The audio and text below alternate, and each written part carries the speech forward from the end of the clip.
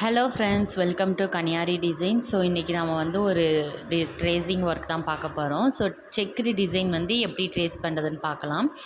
So starting ஸ்டேஜில் நீங்கள் இப்போ தான் ஸ்டார்ட் பண்ணுறீங்க, ஆரி ஒர்க் வந்து இப்போ தான் பிஸ்னஸாக ஸ்டார்ட் பண்ணுறீங்கன்னா உங்களுக்கு நிறையவே டவுட் இருக்கும். ஸோ அவங்களுக்கான வீடியோஸ் தான். இப்போ வாங்க வீடியோக்குள்ளே போகலாம். நான் ஃபஸ்ட்டு வந்து பேப்பரை ரெண்டாக ஃபோல்ட் பண்ணிக்கிட்டேன். ரெண்டாக ஃபோல்ட் பண்ணிட்டு ஒரு சைடு ஒரு ஸ்லீவும் அனதர் சைடு இன்னொரு ஸ்லீவும் மார்க் பண்ணிவிட்டு கீழே மார்க் பண்ணி ரெண்டாக ஃபோல்ட் பண்ணியிருக்கோம் இல்லைங்களா. ஸோ அந்த கிளாத்துக்கு கீழே 2 பேப்பரை வந்து நான் வச்சுக்கிறேன். ஒன்றுக்கு மேலே ஒன்று. நான் டேப் வச்சு ஒட்டியோ இல்லை க்ளூ போட்டு ஒட்டியோ நான் எதுவுமே பண்ணல. ஜஸ்ட்டு ஒன்றுக்கு மேலே ஒன்று வைக்கிறேன். அதில் அந்த பிசுப்பாக இருக்கிறது வந்து கிளாத்துக்கு மேலே இருக்கிற மாதிரி வச்சுக்கோங்க, ஓகேங்களா. ஸோ வச்சுட்டு அதுக்கப்புறம் நான் இங்கே மார்க் பண்ணுறேன். கீழே வந்து கரெக்டாக அந்த லென்த்தோட ஹைட் வந்து மார்க் பண்ணிட்டேன். அதுலேருந்து பார்டர் ஒர்க் வந்து ஒரு 1.25 இன்ச்சு கிட்ட நான் வந்து மார்க் பண்ணியிருக்கேன். ஏன்னா பார்டர் வந்து மேலே செக்குடு ஒர்க் வருது. ஸோ 1.25 கிட்ட நான் மார்க் பண்ணியிருக்கேன். இப்போ நான் வந்து இந்த மார்க்கிங் பென்சிலால் தான் நான் மார்க் பண்ணுறேன். ஸோ இப்படி மார்க் பண்ணும்போது நம்மளுக்கு கீழேயும் நம்ம ட்ரேசிங் பேப்பர் வச்சுருக்கோம் இல்லைங்களா. அப்போ நம்மளுக்கு ஆட்டோமேட்டிக்காக நம்மளுக்கு வந்து ட்ரேஸ் ஆகிரும். நம்ம செக்குடு டிசைனை பொறுத்த வரைக்கும் நம்ம ட்ரேசிங் பேப்பரில் ட்ரா பண்ணிட்டும் பண்ணிக்கலாம். அப்படி இல்லைனா டேரெக்டாக கிளாத்லேயும் கூட நம்ம ட்ரா பண்ணிக்கலாம். இப்போ நம்ம வந்து இன்றைக்கி வீடியோவில் வந்து டேரெக்டாக கிளாத்தில் ட்ரா பண்ணுறது தான் பார்க்க போகிறோம். ஸோ கீழே வந்து ஆட்டோமேட்டிக்காக நம்ம அந்த ஸ்லீவோட லென்த்து சைஸ் எதுவுமே மார்க் பண்ணணும்னு அவசியம் இல்லை. நம்மளுக்கு ஆல்ரெடி நம்ம இந்த சைடு மார்க் பண்ணுறதுனால நம்மளுக்கு ஈஸியாகவே அங்கே வந்து மார்க் ஆகிடும்.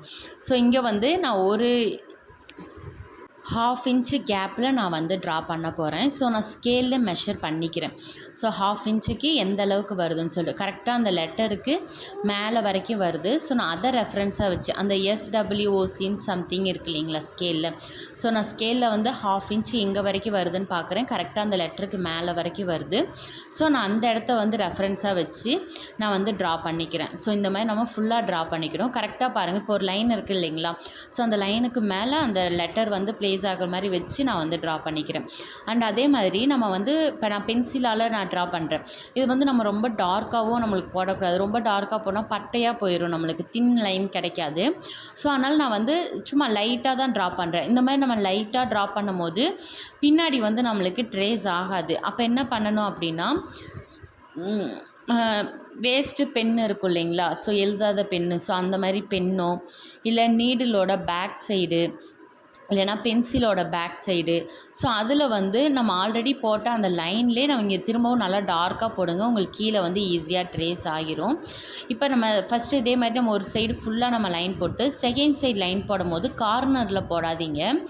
கார்னரில் போடாமல் கீழே வந்து லைனில் ஜாயின் ஆகிருக்கு இல்லைங்களா. ஸோ அங்கே வந்து ஃபஸ்ட்டு லைன் போட்டுட்டு அந்த லைனை ரெஃபரன்ஸாக வச்சு ஃபஸ்ட்டு மேலே ஃபுல்லாக ஃபினிஷ் பண்ணிடுறேன். அதுக்கப்புறம் கீழே ஃபுல்லாக ஃபினிஷ் பண்ணிடுறேன். ஸோ நீங்கள் லைட்டாக ட்ரா பண்ணிங்கன்னா கீழே இன்னொரு ஸ்லீவுக்கு உங்களுக்கு ட்ரேஸ் ஆகாது. ஸோ நீங்கள் லைட்டாக ட்ரா பண்ணிவிட்டு அதுக்கு மேலே கொஞ்சம் திக்காக நீங்கள் வந்து அழுத்தம் கொடுத்து நீங்கள் ட்ரா பண்ணணும். அப்போ வந்து நீடிலுக்கு பேக் சைடோ இல்லை பென்சிலோட பேக் சைடோ வச்சு நீங்கள் அழுத்தம் கொடுக்கும் போது உங்களுக்கு ஈஸியாகவே உங்களுக்கு வந்து நல்லாவே ட்ரேஸ் ஆகிரும், ஓகேங்களா. ஸோ இதுவுமே கரெக்டாக அந்த மெஷர்மெண்ட் வந்து கரெக்டாக பார்த்துக்கோங்க. அதேமாதிரி அந்த ஸ்கொயர் பாக்ஸ் வந்து நம்மளுக்கு கரெக்டாக இருக்கணும். அதுக்கேற்ற மாதிரி ஸ்லாண்டிங்காக வச்சுக்கோங்க செகண்ட் டைம் பண்ணும்போது. ஸோ ஃபுல்லாக இதே மாதிரி மேலேயும் கீழேயும் வந்து நீங்கள் ட்ரா பண்ணிக்கோங்க. ஸோ நான் பண்ணுறதை பார்க்கும்போதே உங்களுக்கு ஈஸியாக புரியும்னு நினைக்கிறேன். ஏதாச்சும் டவுட் இருந்துச்சு அப்படின்னா கமெண்ட் பண்ணுங்கள். அதே மாதிரி நம்ம ஒர்க் பண்ணும்போது சைடில் இப்போ ஒரிஜினல் மார்க்கிங் வந்து எவ்வளோ பண்ணுறோமோ அதை விட ஒரு 1/4 இன்ச் 2 சைடுமே நம்ம விட்டுக்கணும். மேலேயுமே 1/4 இன்ச்சு கேப் வந்து விடணும். அப்போ தான் நம்மளுக்கு ஸ்டிச் பண்ணும் போது ஈஸியாக இருக்கும். டெய்லர்ஸ்க்கு வந்து ஸ்டிச் பண்ணும் போது ஈஸியாக இருக்கும்.